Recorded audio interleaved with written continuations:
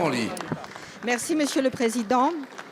Ma question s'adresse au Premier ministre et porte sur la situation de l'entreprise Arjowiggins, ses deux sites sarthois et celui du Loir-et-Cher. Ce sont plus de 700 salariés qui vont être licenciés en Sarthe.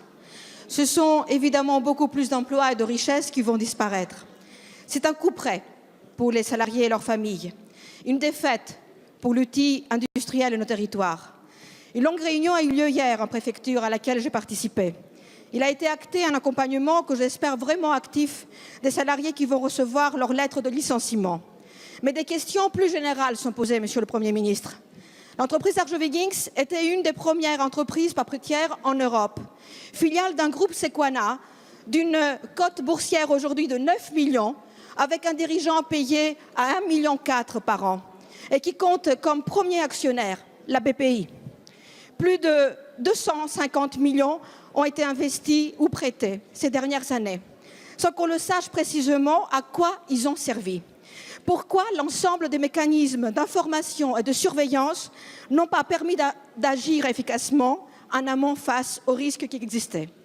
Certes, il y a eu certains mois une forte augmentation, plus de 30% de la hausse du coût de la pâte à papier, mais je pense que la société aurait pu être couverte de ce risque.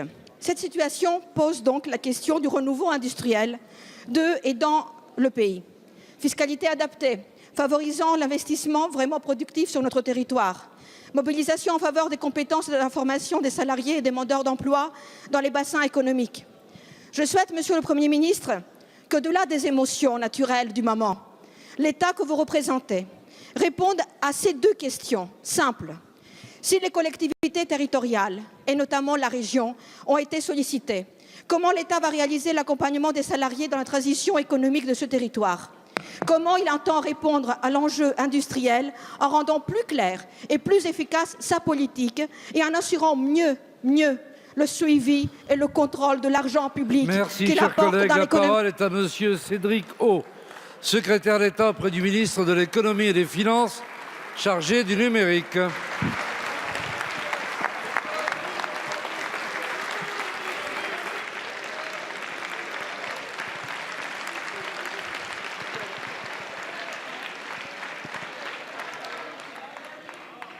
Merci, Monsieur le Président. Mesdames et Messieurs les députés, Madame la députée Karamanli. Je veux tout d'abord excuser Monsieur Bruno Le Maire ainsi qu'Agnès Pannier, retenu pour l'un en commission, pour l'autre à la foire de Hanovre en Allemagne. Il y a une réalité, Madame la députée, qui est malheureusement partagée bien au-delà d'Arjowiggins. C'est que la filière papier, dans le monde entier, est en difficulté. Vous, moi, l'ensemble des Français utilisent moins de papier. Face à cette situation, l'État n'est pas resté sans rien faire. Depuis la majorité précédente, depuis 2012, elle a investi à travers la BPI, vous l'avez dit, plusieurs dizaines de millions d'euros pour aider l'entreprise à s'adapter, conquérir de nouveaux marchés et sauvegarder les emplois. Cela n'a pas suffi, malheureusement. Dans ces conditions, l'État continuera à s'engager.